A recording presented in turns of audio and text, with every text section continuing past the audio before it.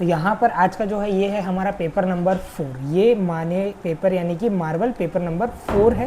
Paper number 4 के अंदर section F के अंदर क्वेश्चन नंबर 47। तो इस तरीके से यहाँ पर ये जो पर्टिकुलर क्वेश्चन देके रखा गया, इसके अंदर कहा गया है कि भाई आपके पास टोटली 2 पर्टिकुलर पर्सन है, एक है मोदी और एक है पाटिल, मतलब दोनों सरनेम्स देके रखे गए यहाँ पर, ऐसा बताया गया इसके अंदर। अब यहाँ पर आपको नीचे पूरा का पूरा एक ट्रेडिंग अकाउंट यानी कि आप बोल सकते हो ट्रायल बैलेंस आप लोगों को यहाँ पे देके रखा गया है। ट्रायल बैलेंस के बाद आप लोगों को यहाँ पे नीचे कुछ एडजस्टमेंट्स दी हुई है, टोटल 1 से लेकर 6 एडजस्टमेंट्स है। एंड एडजस्टमेंट्स वैसे हमको पूरा का पूरा क्वेश्चन को क्या है सॉल्व करने के लिए यहाँ पे कहा गया है। यहाँ पे सबसे पहली चीज़ अगर हम लोग शुरू करते हैं तो हमारे एडजस्टमेंट से, जैसे हम लोग हर बार शुरू करते हैं वैसे ही क्लोजिंग स्टॉक की यहाँ पर बात करी गई है। क्लोजिंग स्टॉक जो है वो 1,05,000 रुपीज़ है। तो क्लोजिंग स्टॉक की टोटल 2 एंट्री होती है। सबसे पहले हमारे ट्रेडिंग अकाउंट के अंदर होगी यहाँ पे, तो यहाँ पर मैं मेरा क्लोजिंग स्टॉक लिख देता हूँ, बाय क्लोजिंग स्टॉक 1,05,000 रुपीज़ के साथ, 1,05,000 रुपीज़। और सेम इसी तरीके से यही क्लोजिंग स्टॉक की दूसरी एंट्री मैं करूँगा मेरे बैलेंस शीट के अंदर। तो यहाँ पर भी मैं लिख देता हूँ मेरा closing stock is equals to 1,05,000 rupees. अब यहाँ पर आप लोगों को जो ये पूरा क्वेश्चन है ना वो एकदम शांति से सॉल्व करना है, ना ही आपको कोई भी जल्दी करनी है, ना ही आपको कोई जल्दबाजी करनी है, शांति से एकदम पूरा क्वेश्चन सॉल्व करेंगे। सेकंड बोला है यहाँ पर, a purchase bill of ₹15,000 is not receive from the creditors but not recorded also. अब यहाँ पर हम लोगों को क्या बोला है कि परचेज बिल जो था वो हम लोगों ने पर्टिकुलरली बुक्स के अंदर रिकॉर्ड करा गया नहीं है। तो अगर हमको इसको बुक के अंदर रिकॉर्ड करना है तो सबसे पहले तो देखो यहाँ पर एंट्री डाल देंगे हम हमारे यहाँ पे हमारे परचेज की। तो यहाँ पर मैं लिख देता हूँ मेरा 2 परचेज। अब परचेज यहाँ पर कितना है क्वेश्चन के अंदर, तो आप लोग यहाँ पे देख सकते हैं परचेज जो है वो 4 लाख रुपीज़ का मेरा यहाँ पे परचेज है। तो यहाँ पर मैं लिख दूंगा मेरा 4 lakh rupees purchase plus unrecorded purchase, unrecorded 15,000 रुपये का जो मेरा अनरिकॉर्डेड परचेज था वो। और सेम इसी के साथ साथ आप यहाँ पे देखिए आगे भी उन लोगों ने चीज़ लिखी है। सो यहाँ पर आगे हम लोगों को बोला गया था कि purchase bill of ₹15,000 is receive from the creditors. अब देखो यहाँ पर मैंने एक एंट्री तो उसकी ऑलरेडी कर दी है अनरिकॉर्डेड परचेज के अंदर। सेम इसकी दूसरी एंट्री भी होगी यहाँ पर हमारे बैलेंस शीट के अंदर। तो यहाँ पर हम लोग लिखेंगे सबसे पहले तो हमारा क्रेडिटर्स, और क्रेडिटर्स के अंदर हम लोगों को यहाँ पर क्या करना है, प्लस करना है अनरिकॉर्डेड परचेज। अनरिकॉर्डेड परचेस कितना था हमारा यहाँ पे 15,000 रुपीज़ का जो अनरिकॉर्डेड परचेस था उसकी एंट्री मैंने यहाँ पे डायरेक्टली मैंने लिख दी है। तो इस तरीके से इसकी भी यहाँ पर क्या हो गई, 2 एंट्री यहाँ पे पास हो गई। देन आफ्टर उसके बाद बोला provide depreciation 5% on furniture and fittings. अब क्वेश्चन के अंदर ढूंढने जाएंगे हम लोग सबसे पहले तो फर्नीचर एंड फिटिंग्स को। अब यहाँ पर आप लोग देख सकते हैं फर्नीचर एंड फिटिंग्स जो है वो 23,000 का है, और यहाँ पर लिखा हुआ है इसका सीपी मतलब इसका कॉस्ट प्राइस दिया हुआ है 30,000 रुपीज़। चलो सबसे पहले तो फर्नीचर एंड फिटिंग की एंट्री करते हैं 23,000 रुपीज़ के साथ। तो यहाँ पर मैं बैलेंस शीट के अंदर लिख देता हूँ मेरा फर्नीचर एंड फिटिंग्स 23,000 रुपीज़ के साथ। इसके अंदर से यहाँ पर मुझे माइनस करना है मेरा डेप्रीशिएशन जो मुझे 5% दिया हुआ था वो। तो डेप्रीशिएशन यहाँ पर अगर मैं माइनस करता हूँ तो 23,000 का 5% करेंगे तो कितना आएगा यहाँ पे, 23,000 का 5% अगर हम लोग करते हैं तो यहाँ पर आएगा 1150। तो क्या ये 1150 यहाँ पर लिखना सही है? तो मेरा आंसर आप लोगों को हमेशा रहेगा नहीं। क्यों? बिकॉज कि यहाँ पर जब आपको क्वेश्चन के अंदर कॉस्ट प्राइस दे के रखी गई हो, यहाँ पर आपको सीपी दिया हुआ होता है, तो डेप्रीशिएशन ऑलवेज सीपी के ऊपर कैलकुलेट होता है, ना कि उसकी जो वैल्यू है उसके ऊपर। तो यहाँ पर 5% डेप्रीशिएशन आप लोगों को किसके ऊपर देना है, तो जो भी आपका यहाँ पे 30,000 सीपी दिया है इसका 5% आप लोगों को यहाँ पे डेप्रीशिएशन जो है वो कैलकुलेट करना है। तो 30,000 का अगर आप लोग यहाँ पर 5% निकालोगे तो आप लोगों को यहाँ पर मिलेगा 1,500 रुपये। और 23,000 में से यहाँ पर मैं अगर 1,500 को माइनस करता हूँ तो यहाँ पर मुझे आंसर मिल जाएगा 21500। और ये जो 1,500 है इसकी मैं दूसरी एंट्री भी पास करूँगा मेरे प्रॉफिट एंड लॉस अकाउंट के अंदर। तो यहाँ पर मैं लिख दूंगा मेरा depreciation on furniture and fitting पे 1,500 रुपये के साथ। सेकेंड यहाँ पर मुझे क्या बोला है, ऑफिस इक्विपमेंट के ऊपर भी यहाँ पर मुझे देना है 5% डेप्रीशिएशन। ऑफिस इक्विपमेंट यहाँ पर मेरे कितने हैं, 10,000 रुपये के ऑफिस इक्विपमेंट है। तो सबसे पहले मैं एंट्री करता हूँ बैलेंस शीट के अंदर ऑफिस इक्विपमेंट 10,000 रुपीज़।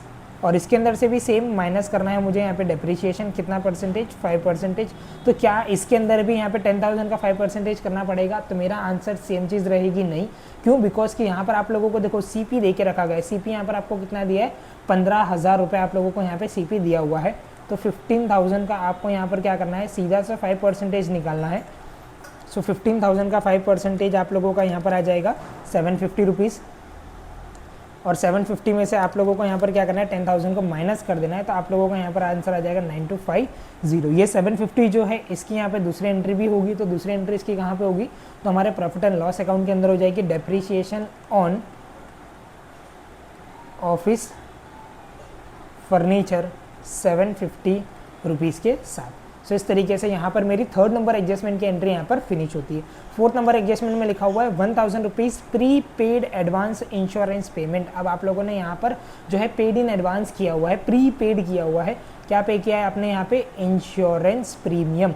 अब यहाँ पर इंश्योरेंस प्रीमियम जो है वो मुझे क्वेश्चन के अंदर कितना दिया है ये चीज़ तो मुझे लिखनी पड़ेगी। इंश्योरेंस प्रीमियम क्वेश्चन के अंदर मुझे यहाँ पे देख के रखा गया है 9000 रुपीज़। प्रीपेड है, प्रीपेड यानी यहाँ पर क्या हो जाएगा, माइनस हो जाएगा मेरा प्रीपेड। प्रीपेड कितना है यहाँ पर मेरा, तो प्रीपेड जो है वो मेरा यहाँ पे 1000 रुपीज़ जो है वो मेरा यहाँ पे प्रीपेड है, और इसको अगर मैं माइनस करूँगा तो बाहर आ जाएगा मेरा यहाँ पे 8000 रुपीज़। और इसी प्रीपेड की यहाँ पे दूसरी एंट्री भी होगी मेरे बैलेंस शीट के अंदर। क्यों, मैंने इसको प्रीपेड किया है इसीलिए, एडवांस में पे किया है इसीलिए। सो यहाँ पर मैं लिखूँगा मेरा प्रीपेड इंश्योरेंस प्रीमियम 1000 रुपीज़ के साथ। देन आफ्टर उसके बाद आगे की अगर मैं चीज़ें देखता हूँ यहाँ पे, तो आगे मुझे लिख के दिया है पॉइंट नंबर 5 के अंदर 12% interest is receivable on and tender deposit. Receivable मतलब मुझे मिलने वाला है। अब यहाँ पर 10% जो है, अब यहाँ पे देखो टेंडर डिपॉजिट यहाँ पर कितना है, 6000 रुपये का टेंडर डिपॉजिट है। चलो सबसे पहले हम लोग हमारे बैलेंस शीट के अंदर आ जाते हैं यहाँ पे। तो यहाँ पर मैं लिख देता हूँ मेरा टेंडर डिपॉजिट, और यहाँ पर कुछ डेट भी दे के रखी गई है, बट डायरेक्ट अमाउंट जो है मैं आउटर कॉलम में लिख देता हूँ 6000 रुपीज़। और यहाँ पर कुछ डेट दे के रखी गई थी 1/10/2022। अब यहाँ पर मुझे क्या करना है, इसके ऊपर मुझे यहाँ पर जो है पर्टिकुलरली इंटरेस्ट मिलने वाला है। सो इंटरेस्ट के लिए सबसे पहला इजी सा फॉर्मूला है PRN। अब यहाँ पर P तो आ गया मेरा, अब यहाँ पर R जो है वो कितना है, मेरा रेट ऑफ इंटरेस्ट यहाँ पर कितना दे के रखा गया था, 12% इंटरेस्ट दिया हुआ था। तो 12% इंटरेस्ट यहाँ पे लिख देंगे, 12% इंटरेस्ट इंटू N। अब N देखो नंबर ऑफ एन मंथ, तो यहाँ पर आप देख सकते हो 10 दिया हुआ है। तो 10, 11, 12, 1, 2, 3 टोटल 6 मंथ का आपको यहाँ पर क्या है, इंटरेस्ट जो है वो कैलकुलेट करना है। सो 6000 का यहाँ पे आपका 12% इंटू 6 डिवाइडेड बाय आपको क्या कर देना है यहाँ पे 12। तो आप लोगों को यहाँ पर मिल जाएगा 360 रुपीज़। अब ये 360 रुपीज़ क्या है, outstanding interest on tender deposit. अब यहाँ पर आप लोगों को 360 रुपीज़ जो है वो यहाँ पर आपको इसका आंसर मिल गया। अब ये जो 360 है इसकी मैंने एक एंट्री तो यहाँ पर कर दी, क्योंकि हमेशा मैंने आप लोगों को पहले ही बोला है इंटरेस्ट ऑन लोन हो, इंटरेस्ट ऑन कोई भी चीज़ हो, उसके ही नीचे आपको उसकी एंट्री कर देनी चाहिए। तो उससे क्या है कि आपको एक आइडिया आ जाएगा कि भाई किस तरीके से इसकी एंट्री हम लोगों ने पास ऑन करी है यहाँ पे। So outstanding interest on an tender यहाँ पर मैंने लिख दिया 360 रुपीज़। सेम इसी की एंट्री अब मुझे यहाँ पे प्रॉफिट एंड लॉस के अंदर भी करनी है। ये मेरा होगा यहाँ पर income. So outstanding interest on tender deposit 360 rupees. So इस तरीके से यहाँ पर इसकी सेकेंड एंट्री मैंने पास कर दी।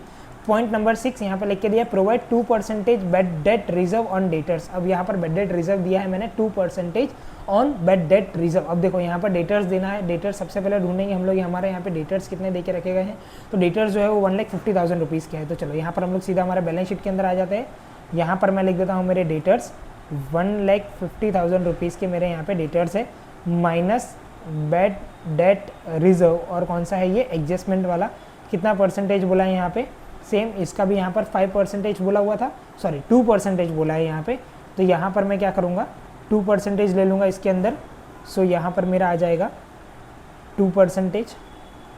सो 1,50,000 का 2% अगर मैं यहाँ पे करता हूँ तो मुझे यहाँ पर मिल जाएगा मेरा 3,000, और इसको अगर माइनस करेंगे तो यहाँ पर मेरे को आंसर मिल जाएगा मेरा 1,47,000। सो इस तरीके से यहाँ पर इसकी सेकेंड एंट्री जो है वो अब मुझे पास ऑन करनी है। सो बेड डेट रिजर्व जो होगा वो मेरे प्रॉफिट एंड लॉस अकाउंट के अंदर आएगा यहाँ पे। तो प्रॉफिट एंड लॉस अकाउंट के अंदर भी यहाँ पर क्या होता है, इसका पूरा का पूरा एक फॉर्मेट प्रिपेयर होता है। सबसे पहले बेड डेट, देन वापस से बेड डेट, ये होता है TA बेड डेट रिजर्व, और वापस यहाँ पर आ जाएगा बेड डेट रिजर्व। सो यहाँ पर TAAT लास्ट में यहाँ पर ट्रेडिंग बैलेंस। अब यहाँ पर ये सारी चीज़ें क्या होती है, ये भी प्लस हो जाता है, ये भी प्लस हो जाता है, ये क्या होता है, ये माइनस होता है। अभी एडजस्टमेंट वाला अभी हम लोगों ने फाइंड आउट किया, वो था हमारे यहाँ पे 3000 रुपीज़, और इस पूरे फॉर्मेट को सॉल्व करके लास्ट में हम लोग क्या करेंगे, आउटर कॉलम में बाहर लिख देंगे। सो इस तरीके से यहाँ पर सारे एडजस्टमेंट जो होती है वो होती है फिनिश। अब बारी आती है हमारे यहाँ पर ट्रायल बैलेंस को सॉल्व करने की। सो ट्रायल बैलेंस के अंदर सबसे पहले हमको देके रखा है ओपनिंग स्टॉक। ओपनिंग स्टॉक की एंट्री हम लोग कहाँ पर करते हैं, हमारे ट्रेडिंग अकाउंट के अंदर। ट्रेडिंग अकाउंट के अंदर सबसे पहले लिखा जाता है हमारे यहाँ पे ओपनिंग स्टॉक। हालांकि मैंने यहाँ पर अभी लिख दिया है परचेज, तो मैं ओपनिंग स्टॉक को थोड़ा सा नीचे लिख देता हूँ। ओपनिंग स्टॉक यहाँ पर मुझे कितना देके रखा है, 30,000 रुपीज़ का मेरा ओपनिंग स्टॉक यहाँ पर मुझे दिया हुआ है। परचेज हो गया। देन आफ्टर उसके बाद कैश एंड बैंक। अब कैश एंड बैंक जो होता है वो हमारा बैलेंस शीट के अंदर आ जाता है, तो यहाँ पर मैं डायरेक्टली लिख देता हूँ मेरा कैश एंड बैंक यहाँ पर मुझे दिया हुआ है 12,000 रुपीज़ के साथ। देन आफ्टर उसके बाद आगे क्या मुझे देके रखा है, rent and taxes. Rent and taxes जो होता है वो मेरा प्रॉफिट एंड लॉस अकाउंट के अंदर आएगा यहाँ पे। So rent and taxes, rent and taxes कितना दिया हुआ है मेरा यहाँ पे, 3,000 रुपीज़ मेरा रेंट एंड टैक्सेस जो है वो देके रखा गया है। देन आफ्टर उसके बाद सैलरी। सैलरी यहाँ पर कितनी देके रखी है, 42,000 रुपीज़ की जो है वो मेरी यहाँ पर सैलरी मुझे देनी है। सो यहाँ पर आ जाएगा मेरा सैलरी 42,000 रुपीज़। देन आफ्टर उसके बाद carriage inward. Carriage inward 18,000 rupees. अब यहाँ पे ध्यान रखना, इनवर्ड एंड आउटवर्ड। इनवर्ड होता है तो वो हमारा आता है हमारा यहाँ पे ट्रेडिंग अकाउंट के अंदर, मतलब कि यहाँ पर हम लोग लिख देंगे हमारा इनवर्ड। तो यहाँ पर मैं लिखूँगा मेरा कैरेज इनवर्ड। एंड अगर कैरेज आउटवर्ड दिया हुआ है, जैसे कि यहाँ पर कैरेज आउटवर्ड है 21, तो यहाँ पर मैं प्रॉफिट एंड लॉस अकाउंट के अंदर आता है मेरा कैरेज आउटवर्ड, और यहाँ पर मैं लिख दूंगा मेरा कैरेज आउटवर्ड 21,000 रुपीज़ के साथ। तो इस तरीके से यहाँ पर carriage inward and carriage outward इन दोनों की एंट्रीज मैंने यहाँ पे पास ऑन कर दी है। देन आफ्टर उसके बाद लिखा हुआ मेरा रिकवरेबल क्लेम।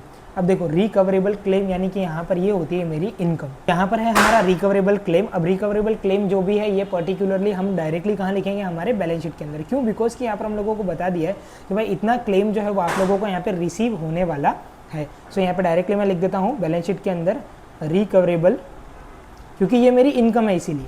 तो मैंने डायरेक्टली यहाँ पे लिख दिया मेरा रिकवरेबल क्लेम कितना है मेरा यहाँ पे 2,000 रुपीज़ का मेरा रिकवरेबल क्लेम है। सो इस तरीके से यहाँ पर रिकवरेबल क्लेम की एंट्री भी मैंने कर दी। रिकवरेबल क्लेम के बाद यहाँ पे लिखा हुआ है लॉस बाय फायर। अब देखो लॉस बाय फायर, अगर कोई भी चीज़ लॉस होती है तो हमारे प्रॉफिट एंड लॉस अकाउंट के अंदर हम लोग लिखते हैं उसको। तो यहाँ पे लिख देता हूँ लॉस ड्यू टू फायर, 3,000 रुपये जो है वो हमारा यहाँ पर आ जाएगा लॉस ड्यू टू फायर, इस तरीके से। So loss due to fire की एंट्री हम लोगों ने यहाँ पे कर दी। देन आफ्टर उसके बाद हम लोगों को आगे देख के रखा है एडवर्टाइजमेंट सस्पेंस अकाउंट। अब देखो यहाँ पर एडवर्टाइजमेंट सस्पेंस अकाउंट जो भी पर्टिकुलरली हमारा होता है, सो उसके अंदर किस तरीके से एंट्री हम लोगों को यहाँ पे करनी रहती है।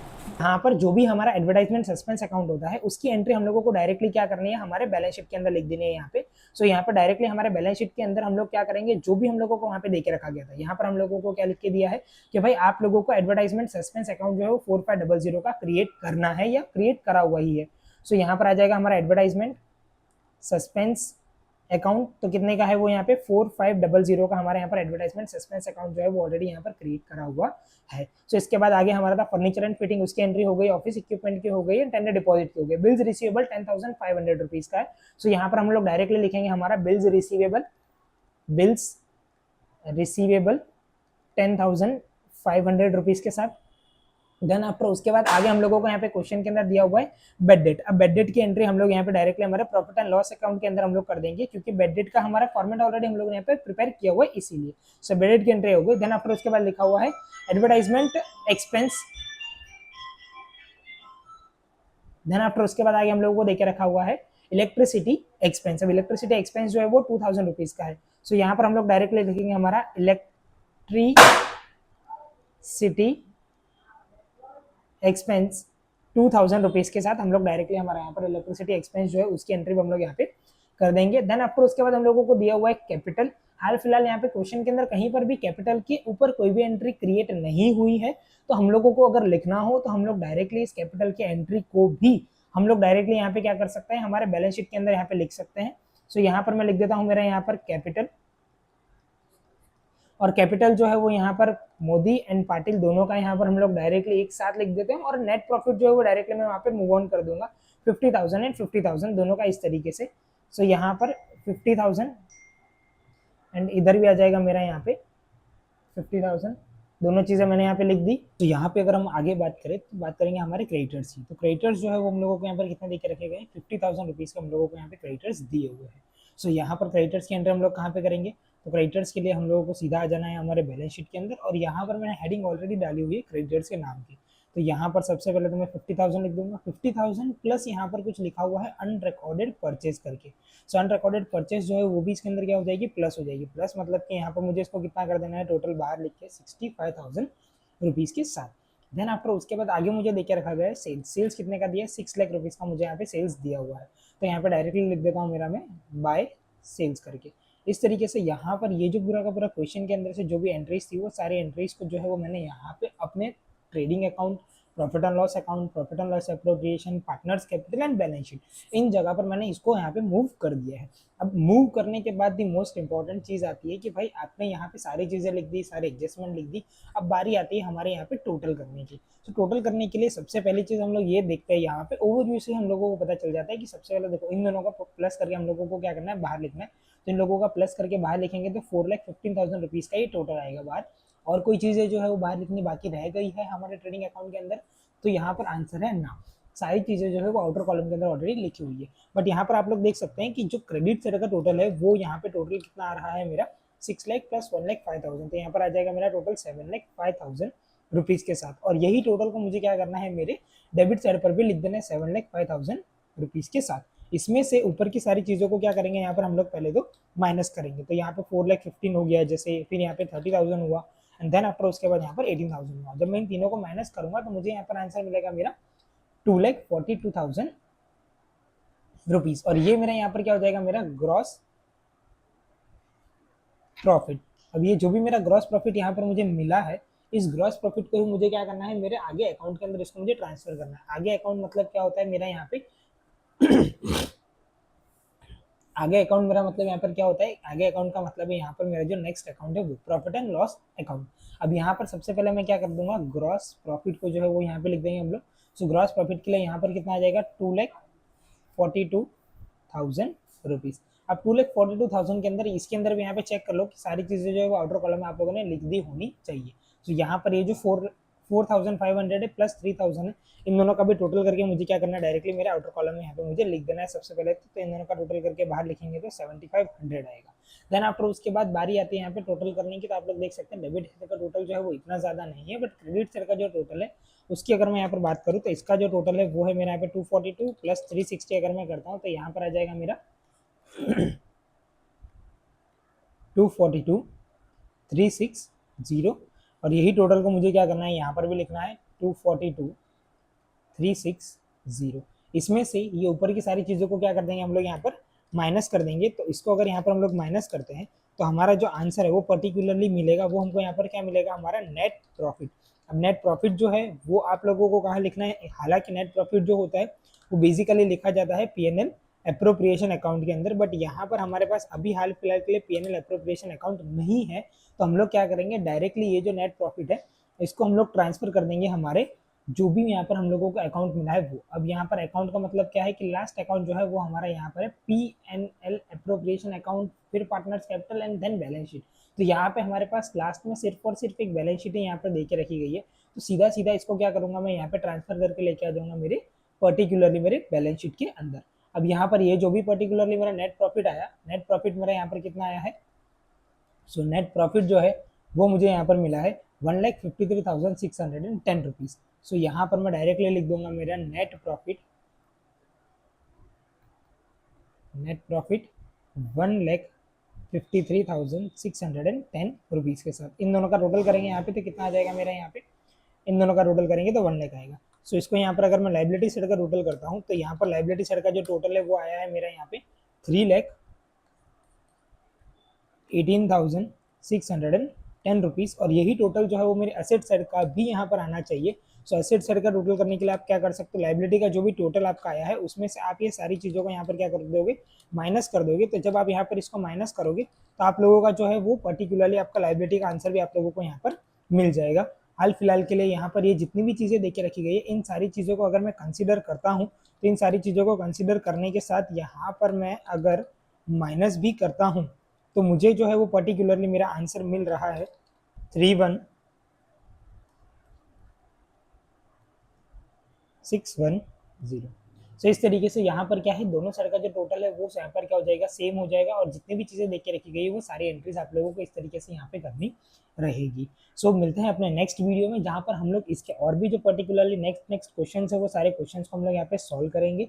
तब तक के लिए bye and thank you so much, और हो सके तो इस चैनल को कर दीजिएगा सब्सक्राइब, इस वीडियो को अपने फ्रेंड्स के साथ शेयर। मिलते हैं अपने नेक्स्ट वीडियो में, तब तक के लिए bye and thank you so much.